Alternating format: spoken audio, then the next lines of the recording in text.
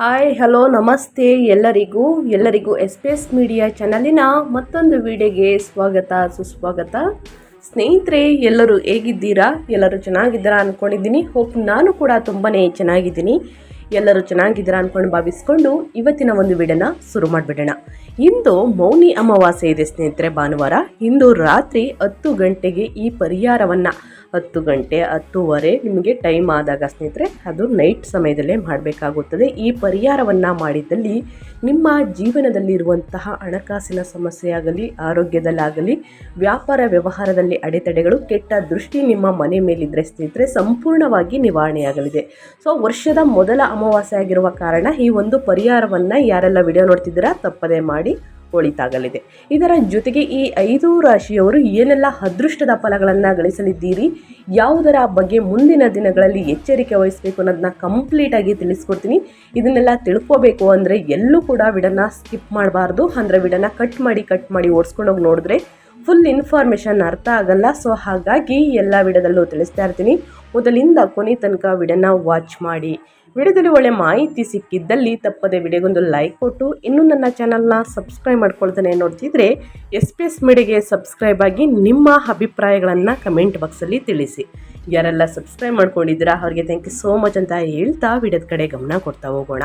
ಹೌದು ಸ್ನೇಹಿತರೆ, 2026 ಜನವರಿ 18ನೇ ತಾರೀಕು ಇನ್ನೇನೋ ಅಮಾವಾಸ್ಯೆ ಮುಗಿತಾ ಬರ್ತಾ ಇದೆ. ಭಾನುವಾರ ಇಂದು ಮಾಘ ಮಾಸದ ಅಮಾವಾಸ್ಯೆ ಎಂದು ಕರೆಯಲಾಗುತ್ತದೆ. ಇದನ್ನು ಮೌನಿ ಅಮಾವಾಸ್ಯೆ ಎಂದು ಕೂಡ ಕರೆಯಲಾಗುತ್ತದೆ. ಚಂದ್ರನು ಧನು ರಾಶಿಯಿಂದ ಮಕರ ರಾಶಿಗೆ ಸಾಗಲಿದ್ದಾರೆ.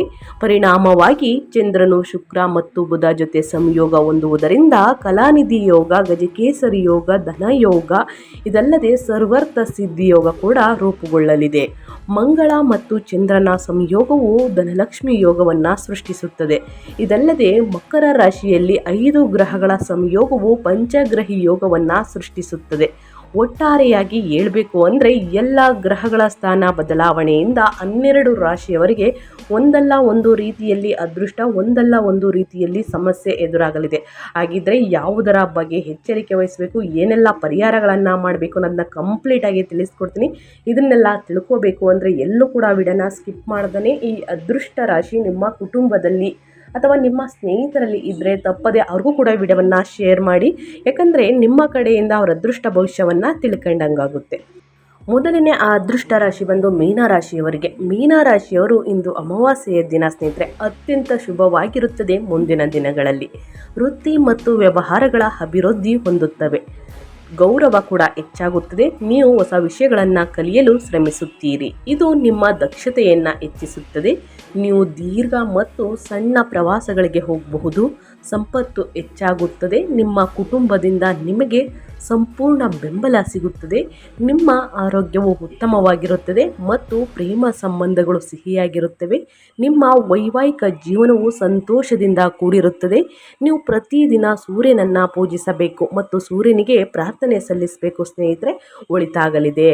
ಇದರ ಜೊತೆಗೆ ವ್ಯಾಪಾರ ವ್ಯವಹಾರವು ಮುನ್ನಡೆಸುವಂತೆ ಇರುತ್ತದೆ ಅಂತಲೇ ಹೇಳ್ಬೋದು. ವಾರದ ಮಧ್ಯಭಾಗದಲ್ಲಿ ಬಾಕಿ ಇರುವ ಕೆಲಸಗಳು ಪೂರ್ಣಗೊಳ್ಳುತ್ತವೆ.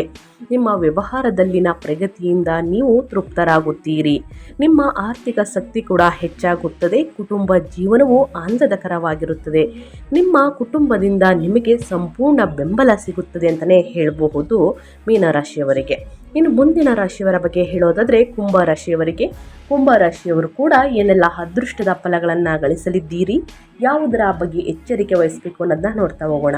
ಸ್ನೇಹಿತರೆ, ನಾನು ಎಲ್ಲ ವಿಡಿಯೋದಲ್ಲೂ ತಿಳಿಸ್ಕೊಡ್ತಾ ಇರ್ತೀನಿ. ಅಂದರೆ ಅಮಾವಾಸ್ಯೆ ವಿಡಿಯೋದಲ್ಲೆಲ್ಲ ತಿಳಿಸ್ಕೊಡ್ತಾ ಇರ್ತೀನಿ. ವರ್ಷದ ಮೊದಲ ಅಮಾವಾಸ್ಯೆ ಜೊತೆಗೆ ವರ್ಷದ ಕೊನೆಯ ಅಮಾವಾಸ್ಯೆ ಸ್ನೇಹಿತರೆ ಬಹಳಷ್ಟು ಶಕ್ತಿಶಾಲಿ ಅಮಾವಾಸ್ಯೆ ಅಂತಲೇ ಹೇಳಬಹುದು. ಸೊ ಈ ಕಾರಣದಿಂದ ಈ 5 ರಾಶಿಯವರಿಗೆ ಎಲ್ಲ ಯೋಗಗಳಿಂದ ಸಾಕಷ್ಟು ಅದೃಷ್ಟವನ್ನು ನೋಡಲಿದ್ದೀರಿ.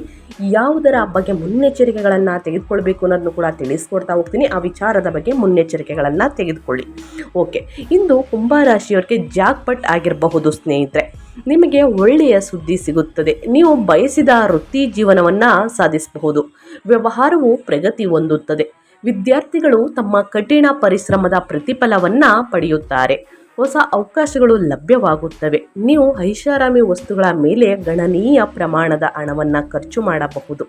ಈ ಸಮಯದಲ್ಲಿ ನೀವು ಭೂಮಿ, ಕಟ್ಟಡಗಳು ಮತ್ತು ವಾಹನ ಪ್ರಯೋಜನಗಳನ್ನು ಆನಂದಿಸಲಿದ್ದೀರಿ. ನಿಮ್ಮ ಆರೋಗ್ಯವು ಸಾಮಾನ್ಯವಾಗಿರುತ್ತದೆ. ನೀವು ಸಂಪೂರ್ಣ ಕುಟುಂಬ ಬೆಂಬಲವನ್ನು ಪಡೆಯುತ್ತೀರಿ. ನೀವು ನಿಮ್ಮ ಸಂಗಾತಿಯೊಂದಿಗೆ ಪ್ರವಾಸಕ್ಕೂ ಕೂಡ ಹೋಗಬಹುದು ಸ್ನೇಹಿತರೆ.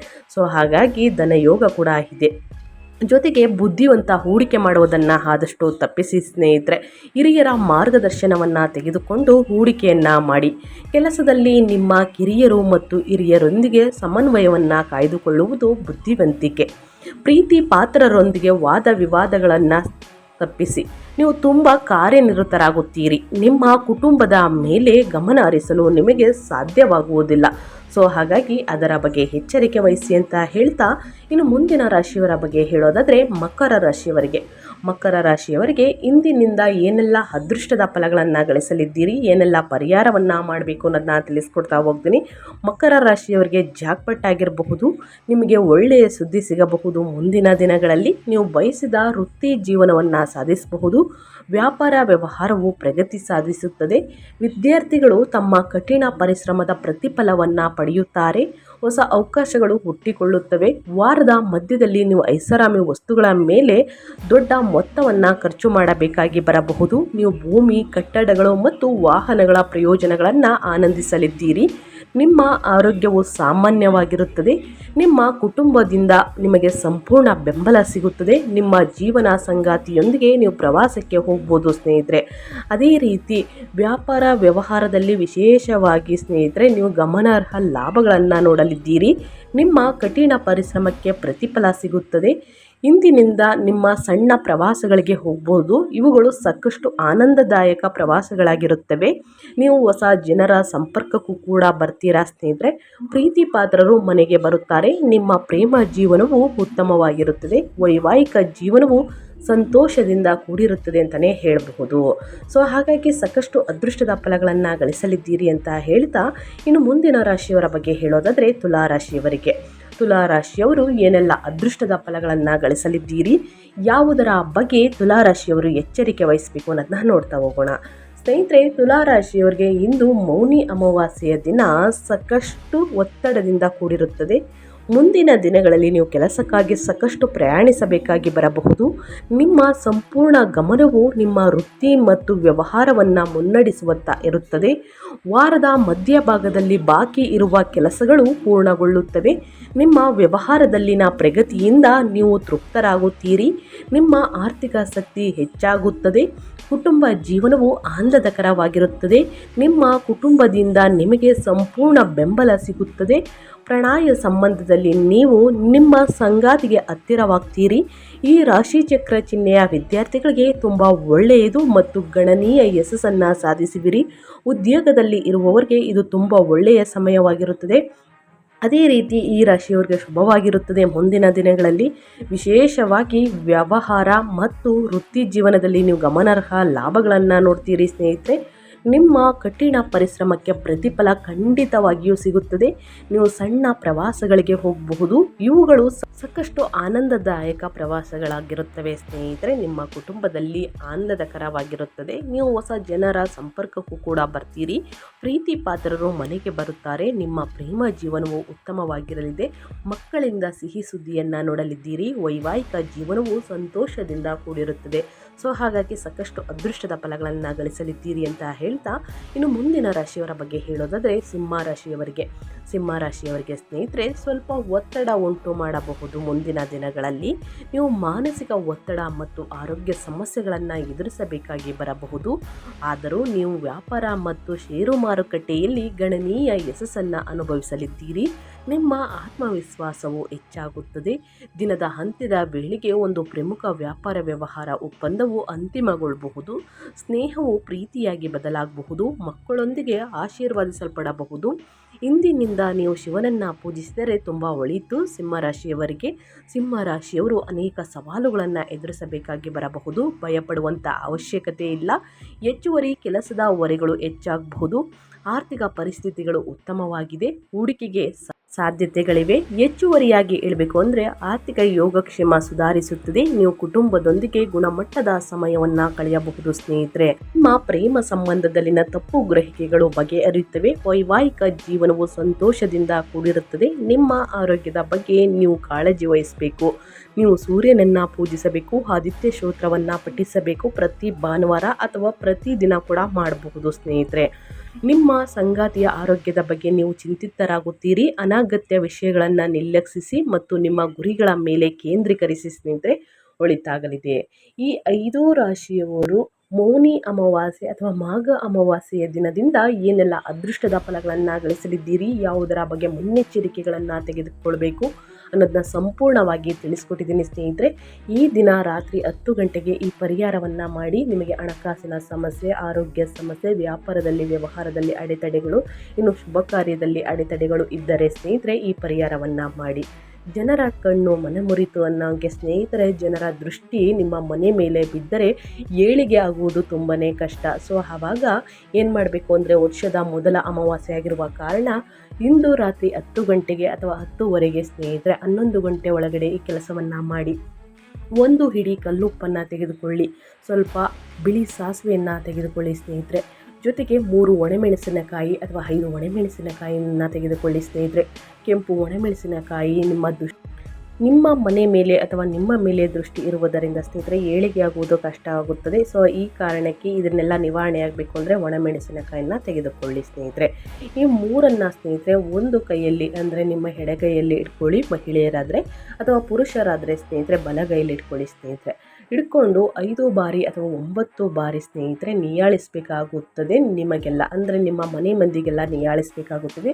ಅವರ ಕೆಲವು ಬುರ್ತು ಅನಿಸ್ಬೇಕಾಗುತ್ತದೆ ಸ್ನೇಹಿತರೆ. ನಂತರ ಮುಖ್ಯ ದ್ವಾರದ ಬಾಗಿಲಲ್ಲಿ ಆ ಕಡೆ ಈ ಕಡೆ ನೋಡಿ, ಯಾರೂ ಇಲ್ಲದ ಸಮಯದಲ್ಲಿ ಈ ಕೆಲಸವನ್ನು ಮಾಡಬೇಕಾಗುತ್ತದೆ ಸ್ನೇಹಿತರೆ. ಯಾರು ಕೂಡ ನೋಡಬಾರದು. ನಿಮ್ಮ ಬಾಗಿಲಲ್ಲೂ ಕೂಡ ಸ್ನೇಹಿತರೆ 9 ಬಾರಿ ಅಥವಾ 5 ಬಾರಿ ನಿಯಾಳಿಸಿದ ಉಪ್ಪು ಮತ್ತು ಸಾಸಿವೆ ಒಣಮೆಣಸಿನಕಾಯಿನ ತೆಗೆದುಕೊಂಡು ಒಂದು ಕವರಲ್ಲಿ ಅಥವಾ ಒಂದು ಬಟ್ಟೆಯಲ್ಲಿ ಕಟ್ಟಿ ಸ್ನೇಹಿತರೆ, ಬೇವಿನ ಮರದ ಬುಡದಲ್ಲಾದರೂ ಇಡಬಹುದು ಅಥವಾ ಎಕ್ಕದ ಗಿಡದಲ್ಲಾದರೂ ಇಡಬಹುದು ಸ್ನೇಹಿತರೆ. ನಿಮ್ಮ ಪಾಪ ಕರ್ಮಗಳು ಸಂಪೂರ್ಣವಾಗಿ ನಿವಾರಣೆಯಾಗಲಿದೆ. ಈ ಒಂದು ಪರಿಹಾರವನ್ನು ಇಂದು 10 ಗಂಟೆಗೆ ಮಾಡಬೇಕಾಗುತ್ತದೆ.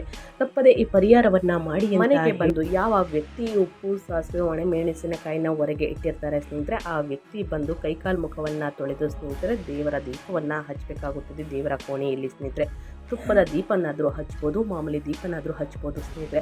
ಹಚ್ಚಿ ಮನಸ್ಸಿನಲ್ಲಿ ಒಂದು ಸಂಕಲ್ಪವನ್ನು ಮಾಡಿಕೊಂಡು ಬಿಟ್ಬಿಡಿ. ಇಂದು ಮೌನಿ ಅಮಾವಾಸ್ಯೆ, ವರ್ಷದ ಮೊದಲ ಅಮಾವಾಸ್ಯೆ, ಶಕ್ತಿಶಾಲಿ ಅಮಾವಾಸ್ಯೆ ಆಗಿರುವ ಕಾರಣ ಸ್ನೇಹಿತರೆ ಮುಖ ಕಾಲು ಕೈಯನ್ನು ತೊಳೆದುಕೊಂಡು, ಯಾವ ವ್ಯಕ್ತಿ ಈ ಪರಿಹಾರವನ್ನು ಮಾಡಿರ್ತಾರೋ ಮುಖ ಕಾಲು ಕೈಯನ್ನೆಲ್ಲ ತೊಳೆದುಕೊಂಡು ಸ್ನಾನನಾದರೂ ಕೂಡ ಮಾಡಬಹುದು. ಅಥವಾ ಕೈ ಮತ್ತು ಮುಖ ಕಾಲನ್ನು ತೊಳೆದುಕೊಂಡು ಸ್ನೇಹಿತರೆ ತುಪ್ಪದ ದೀಪವನ್ನು ಹಚ್ಚಿ ಮನಸ್ಸಿನಲ್ಲಿ ಒಂದು ಸಂಕಲ್ಪವನ್ನು ಮಾಡಿಕೊಳ್ಳಿ ಸ್ನೇಹಿತರೆ.